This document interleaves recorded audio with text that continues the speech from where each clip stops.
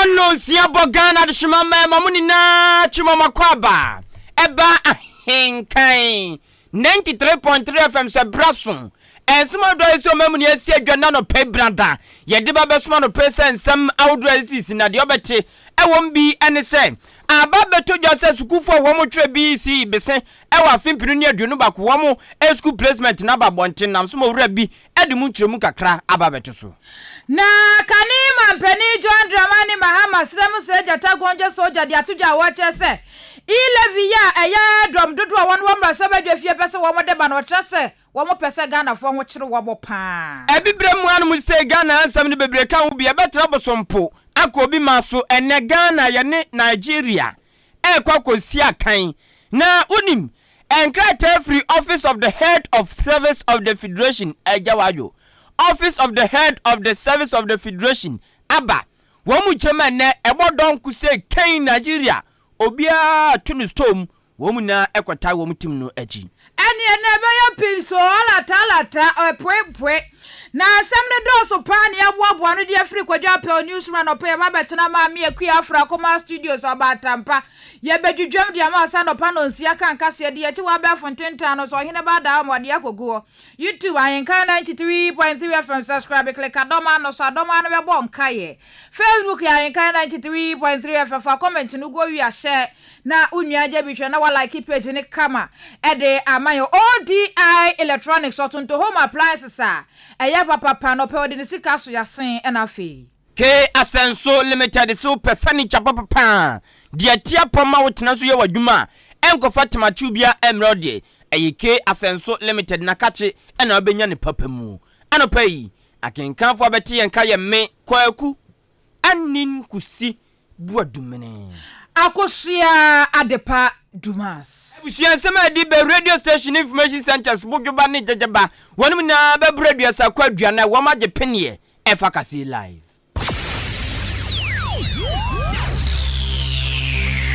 Ahinkai 93.3 FM akan kasebo yo bomua ya jibe bia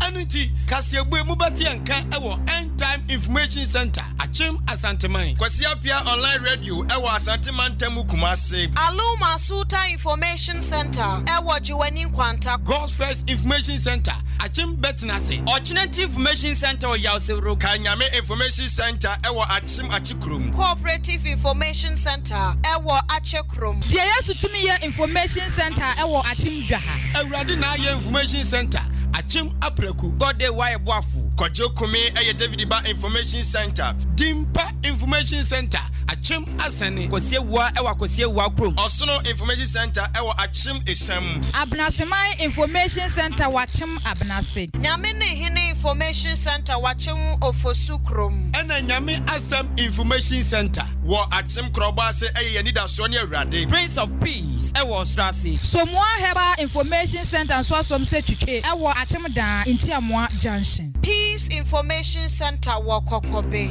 Eno sewa Information Center ewa achim anyina se ko sam Information Center wachim achiase Keka no krobo eye Adom Information Center Peace Infobiz Watakrasi Tokuya ebutu achim odumase Adwempa Information Center ojinanko Jama North Chidom Information Center ewo achim adubiase Bono Mantemu Abapa Information Center Goka Sumnyame Information Center eye Chirimenken Nyankuma ase eye Nanapia Information Center Dai Kingdom Come a police level Asioko Jama no Bono Mantemu eye Duapa Information Center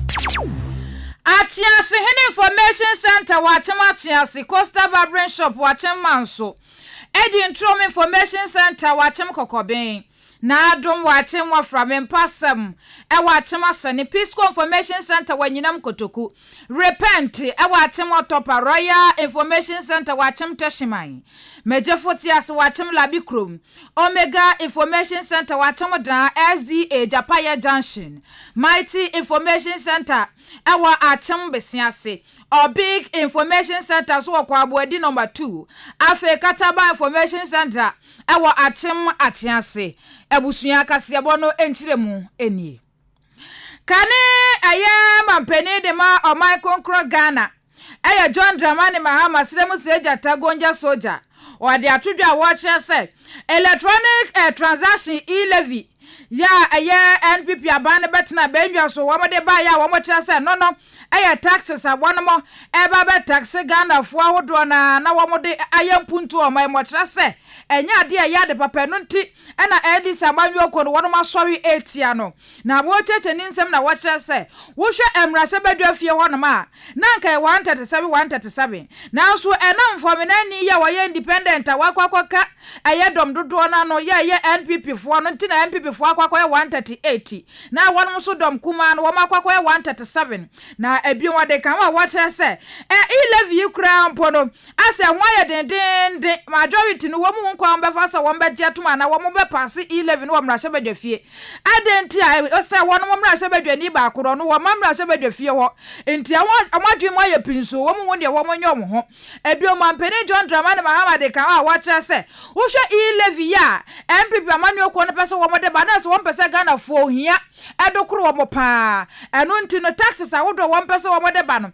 ase ya ye bibie wo ho na ebi wo de kan wa kire say mampeni ambede che Dr. Mahmoud ba mi abra na wo mo piri tumi no obegina simpie ni apaso wo ka say enya ade a wo no ba beje mobile money transaction bia de afiri obi a wesan say mobile money no wo no meta use wo man mo pa aye wo no masabi wo mu enibi mampeni dada John Dramani Mahama edibi kan.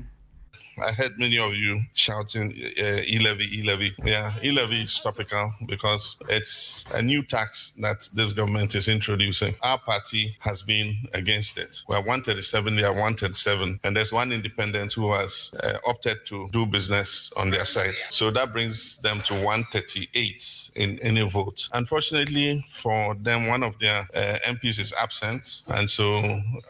they've not been able to marshal their numbers. It makes us 137, and that has made it difficult for them to pass it. But what's the reason why we're against the e-levy? It's a regressive tax, and we think that, as the vice president himself said, then he was running mate, he said that he didn't think that mobile money should be taxed because it's used mostly by the poor and vulnerable people. Abusia John Dramani Mahama Ray atwa subiama wa tiasa kanina mobile money anyone no eni obehu obia wadama na sika hye no ho esa asanya de wokọ de kwakoto account bia mo eni ebebo na ta so sa no kra to ma akrofo eta wie wo mo enu nti mobile money buy na nipa dodo na sika kuma bi obenya bia no de kwakoto mo enu na abaye hu samanfo dodo na yusu mobile money enti eni oba be tax wo mo Ghana fo na dodo na etua tax na de nti tax ya abane so esa so oba beje no ye e-levy na esa double tax ana abane pesa waje enu nti no wo san so hye Ghana fo nkra esa wo so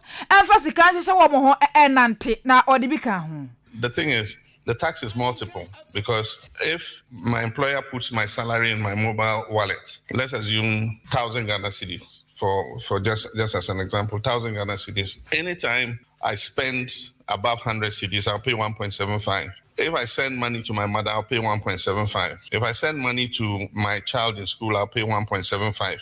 Any electronic transaction I do above 100 cedis, I'll pay 1.75. But if I have an account and I go and draw my 1,000 cedis, I'm good to go. If I spend it on anything, I don't pay 1.75. So it's like a tax on tax because you paid me my salary, you've taken out the tax already. And yet anytime I spend that same salary, using it electronically, you tax me. And so it's a regressive tax, and that's why we are against it. And we've all been fighting for a cashless society so that people don't carry cash around. Now, if you introduce this tax, it will encourage people to carry cash around. So it's stuck.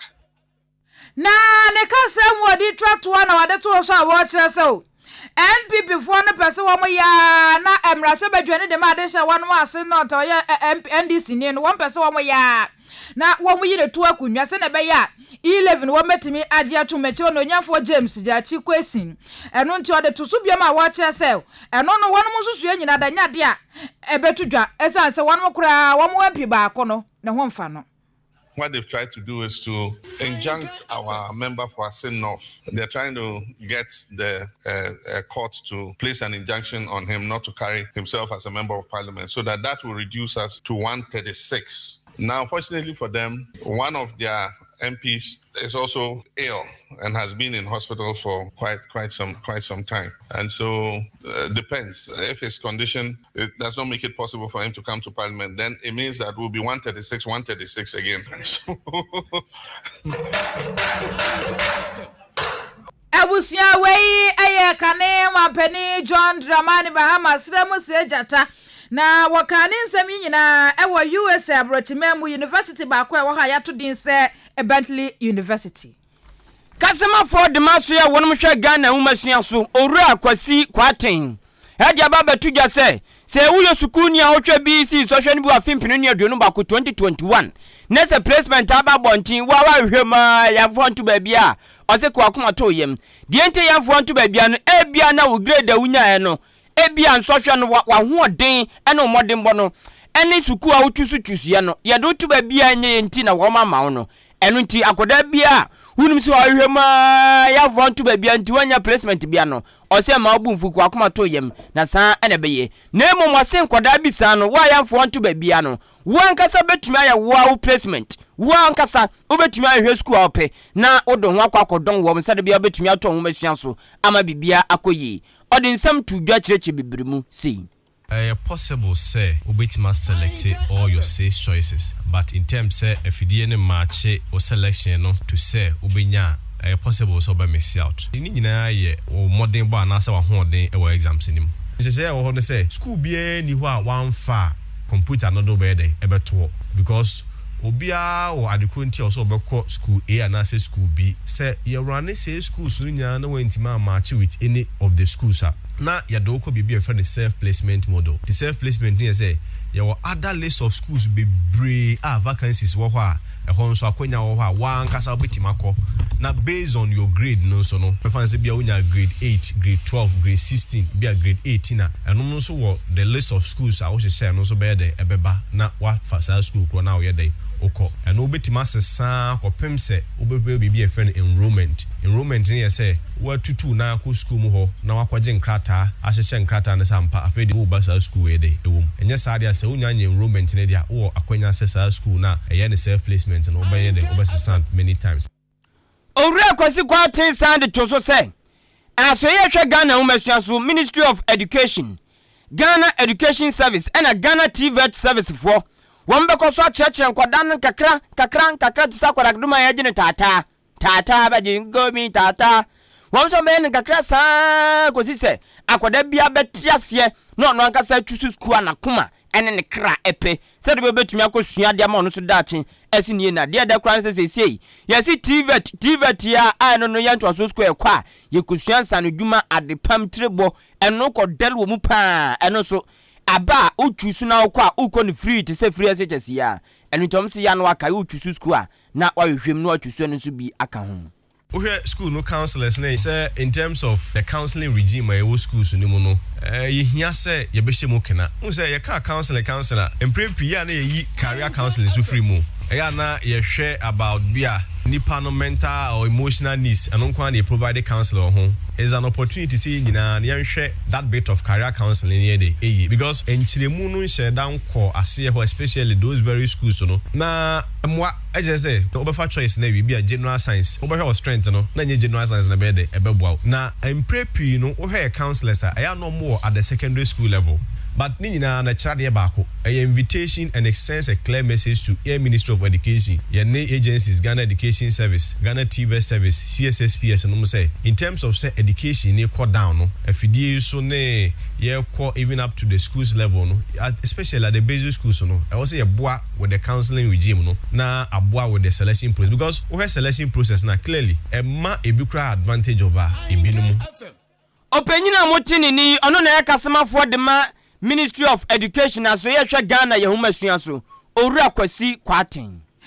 abusia ya tuwa no pano nsia kan kasia no so di achi wa be fontenta no so YouTube ahinkan 93.3 FM subscribe click adoma no so adoma no bebo wonka ye pa Facebook so ahinkan 93.3 FM ho no fa comment no go wi a share na unyanya bitwe na wa like page ne kama ede amaye na philanthropist yani din ade Mrs. Adelaide Thompson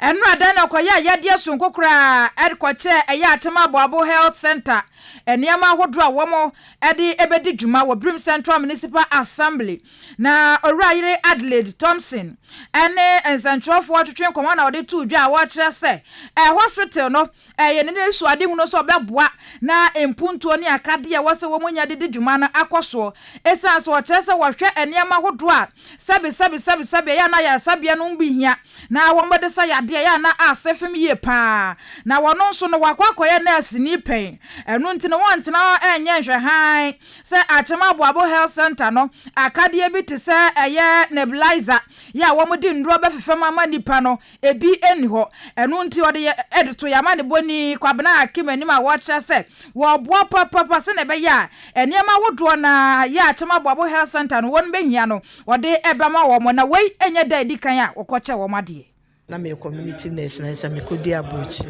nti yese ho aye dwemfie senia enema koso fie ne ade ade me behu aha rebi na me hu se nema bebi ho no ma etosi nti amama dwen wa ha nti ene tambia me bebi na ma dwen bibia fe se ebeboa no se senia na me di aboyi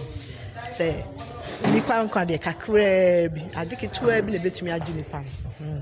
ene doctor o nurse onum ade seden onum adwuma ne seden na se ne se boa no ye adwuma ne ni ho a yese nipa ne nkwa na ekuta ne nsem no enye hwe ne ma me de bae no ye ne ma so bi enya asma ana se obi ntumi nhumi yia na ebia na ye bibi asi na hra wa kwan so betumi ahomu yie enti ye fide betumi aboa nipa no ahomu yie amanfra mapa akonumu kan bofum nebulizer any space I just say two ramon aba problem ye de sad we so no mu ahaya na etumi agine nkwasi okra bia be smaka kra bi asan wadu me yesese aban na NGOs ni omo ya hwe no omo bedi hu dwuma abusia wei eye Owurayire Adelaide Thompson oye philanthropist oya de ye papa na no si yape na head of atema Obuoba Health Center owura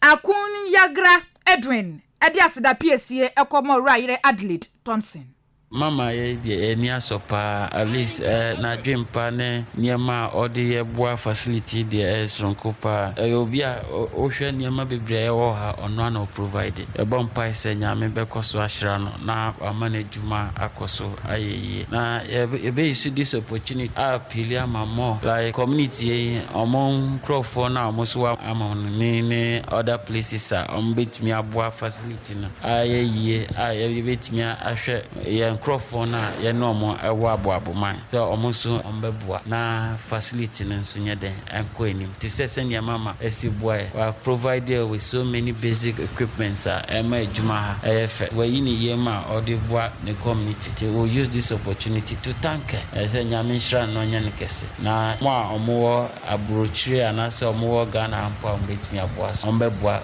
Obuoba Health Center na ye nya mo equipments ebetimi ye adwuma aboaboman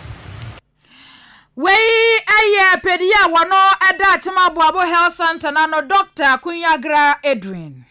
ya betra bosompo akobi manso na ensema firi awodro so ba no emodu pa ansana no ke Asenso Limited abusia se utemi anope ofa wasidan ena ofa sabi ebi ono no ya wona che born before computer to huni wa papa just on the bench ne jade nkunyu ya no atotota enkunyu eno so atata so nche na sei esidem so atatantan krati kakatre ofa say ke Asenso Limited Ghana e kan furniture pa papa ya na enye nkran kwa no butu oya dwuma ko bebia Ghana mantem makoma kudunsia no bebia owura ne ho hene papa ena ne nneema so papa nti bebia obekobia no ogi dimpa ho na nyame adom ena mayenka fam so waba bepia achimdan ne mpatem se de omanfo ne diga no timekanfo no ama wo wutemi anopa bia se so furniture wasidan na jai ehwa adwendwi na emu nnuama na jai sheke Asenso nsa kotu nnuama no obete so se hwi ne nnuama so ye papa tables empa bookshelf enafi enkunya wo pebi office chair ne normal one cb de babes mu yusu dade die ibi nini na ebusu tam ewoke Asenso nchen sane ma no ukomonte ane board nsu ke Asenso ateso pa as a factory wate so se hwi oni ni ndidwa na obeboa friend 0244 568 014 0244 568 014. ODI Electronics abusia wo pe home appliances ayaba papa kwaje wo de ODI Electronics watonton TV fridge deep freezers gas cookers blenders kettle washing machine nwaka de nyina ODI Electronics atonton ne niam ne boofo papa kwaje wo de na wakyerɛ sɛ obetimi atwa ne kakra kopem sɛ otue awie na watebra de kora na wo pɛ no de amawo wie na kyerɛ kwan ɛwɔ akyem aboabo wɔne ayenka na fam nyina da ana wadan kromje ahomai na ene ho penifo ntwetwe nkomo 0550900600 0550900600 anasa 0546557175 0546557175 ye anopa no osia kan kasia no ewo Nigeria aka eba manimu enie ye na animsem se 2022 FIFA World Cup qualifiers no yene Nigeria aetawe womo ba anum sei baba yara sports stadium Kumasi 0-0 bia nhyebi enu tiansu ya kwakobo return match ewo Nigeria nyame adumanu na Ghana Black Stars ko du Nigeria na office of the head of service of the federation ewo Nigeria omampani atenaye woma tintim krata bia babonten ama atwatwofo mpenifo ni nara wo Nigeria manimu se nyame boa enne ebodonko 1 PM pe Nigeria yeso bia to ni storm wa oye banka wa oye mesini wa opomade adwuma bia ye bia ba adwuma osenso anya ba adwuma bia to ne office ento ne shop obia 1 o'clock bia ntum adentina ba ne se wo monye sa wo so bia ntum na wo mfa mumume odo eni nkabom enkotai Super Eagles of Nigeria echi a omone Ghana Black Stars ebesi akan ne obi atunu stom no mde enkenya eni ahoden akota wo machinti ene support no pani behe enya support keto ne omde be daadaye no enya sem keto a enti we ye nkrata free omampani atena ye ababonten wa hye ne kete se ne ebodon kwa Nigeria obi anya adwuma oye na wo nkotai wo national team Super Eagles of Nigeria echi obi an nsahye nkrata yase eye Dr. Ngozi Onwudiwe ano ane Paramount Secretary Service Welfare Office Head of the Civil Servant of the Federation ena ebabonti na de boni bibi unu se na Ghana Black Stars iko du ya na adwo ye training no omudum light omudum light o stadium omudum light ye koye bia omaka se enyo me na emu ma na we no na mebusa mo sa ti eye fortuna eba ya na se wom hyede na mo ye Mo shoot Abiola National Stadium wa Abuja Nigeria Ghana Black Stars ye training no anaju wom light alata wom light alata fond wo bo ti antumi anye training we dey how mo sheda mo me atwetwe so self information na abo se bi ejafa wo yes ni mu minim enyamfo na Dr. Babazam was so wachi hawo was say wa good morning pa anope ne dia wode boss enchira kase nkom afia NPP wo ye incoming NPP UK branch second vice chairman and afi honorable Thompson Edu Apiaba enso Bono East regional chairman say ex president Mahama no see na say propaganda na ye too much ntebusu ha ena bebe makwan ne ade anopa no nsia kan kase ni na de sia no pe ya boafo amasafo a wana boabo ni na da ma ye afo hene ba Michael so ye kwa abefo ntinta no so news ni na da etachira kenkanfo me akosua adepa dumasmene kwaku anin kusi buadum